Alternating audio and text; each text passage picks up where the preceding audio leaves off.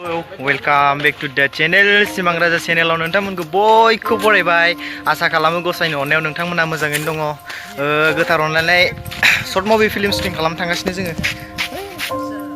सुरा नैबे गेजेरना हिर' नैबे एक्टरनि बिफा नैबे आंनि केमेरा खेबग्रा लोगो फार्स्ट फाइट जाबाय जोंना फाइटआ दा जोङो गारियाव दंजोबो नै एक्ट्रेस दङ ओरैजाय एक्ट्रेसनि लोगो दङ नै आरो ड्राइभार दङ नै थांगासिनो जोङो बेयाव फाइट दङ फाइटआव थांनो नागिरदों लोगोसे जोंहा हरदों नै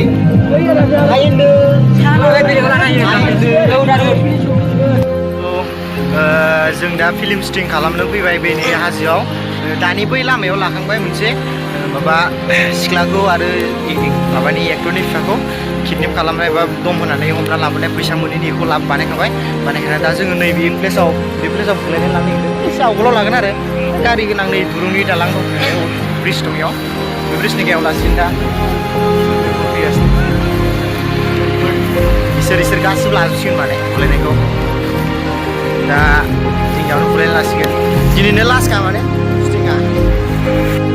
जोंना दिनै शुटिंआ जोब्बाय बेयावनो लास्ट फाइट नै लोगोफोर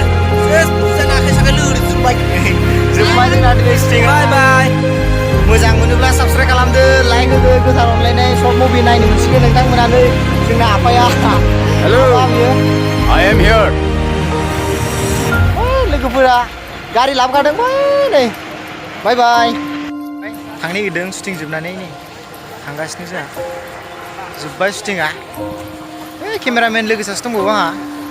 लोगो दङ इबो आंनि केमेरा खेबग्रा लोगोसे ओमफ्राय दा थांगासिनो